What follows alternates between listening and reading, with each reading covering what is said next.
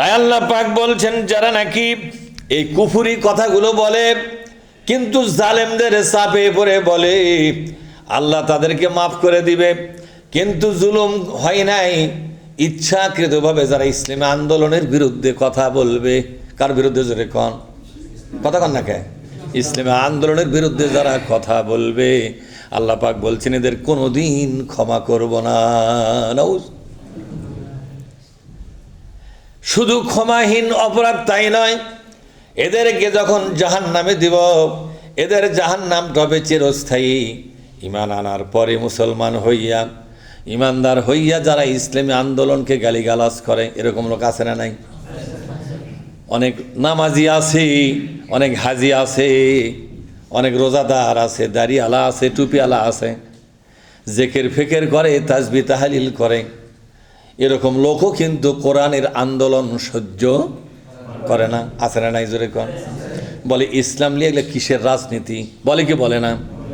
একবার এই কথা বলার পরে বললাম ভাই আপনার নামের সাথে মুফতি লাগা দিলে কেমন হয়? কি লাগা দিলে? কথা কান না খায়? আপনার নামের সাথে কি লাগা দিলে? মুফতি বোঝেন না? মুফতি ফতোয়া দেয়, করছে আমি মুফতি। তাই বলে মুফতি লন, কিন্তু এখনই যে ফতোয়াটা দিলেন এটা 10টা মুফতিও দিয়ে পারবে না, সেটা আপনি দিলেন। আপনি তো 10 জন মুফতির সাথে বেশি পাওয়ার, আপনাকে মুফতি আজম ফতোয়া দেওয়া দরকার। নামের আগে লিখবেন মুফতি আজম সলিমুদ্দি, যেরকম ঠিক না?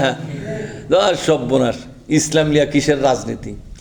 আরে মিয়া, ইসলাম বাদ দিয়া রাজনীতি জায়েজ আছে? ইসলাম বাদ দিয়ে পায়খানা করাই তো জায়েজ নেই। পায়খানা করার সময় কোন পাও আগে দেওয়া লাগে বলেন? বাম পাও। আর যা ঢোকার সময় কি বলা লাগে? একটা দোয়া বলা লাগে। তাহলে পায়খানার মধ্যেও কি আছে? ইসলাম আছে নাই? ইসলাম বাদ দিয়ে পায়খানা করাও তো জায়েজ নাই। তো ইসলাম বাদ দিয়ে সরকার চালাবেন কেন? অত বড় একটা কাজ কেমনে হয় ইসলাম বাদ দিয়ে? সুতরাং ঈমান আনার পরে ভালো করে শোনেন, মাইন্ড ইট, ঈমান আনার পরে কোরআন কায়েমের আন্দোলনের এতটুকু সমালোচনা করবে যারা, কি করবে যারা? এতটুকু সমালোচনা করবে যারা, এই লোকদেরকে আল্লাহ ক্ষমা কোনোদিন করবে না। এরা ক্ষমাহীন অপরাধ করে ফেলল, আর এদের জাহান্নাম হবে চিরকালের জন্য। তুমি নামাজ পড়ছো, রোজা করছো, হজ করছো, যাকাত দাও, যেখানে আজকার করো, তাহলে এর মধ্যে ঈমান আছে না নাই? আছে। এই ঈমান নিয়ে যদি ইসলামী আন্দোলনের সমালোচনা করো, তোমার সব গেল। তোমার কি হলো? তাও কথা কয় না রে, মুখের আগে বসে তাও কথা কয় না। আর কথা কবে কে? যাই সলিমুদ্দির দল করে তাই এলে কথার সাথে সাই দিবে?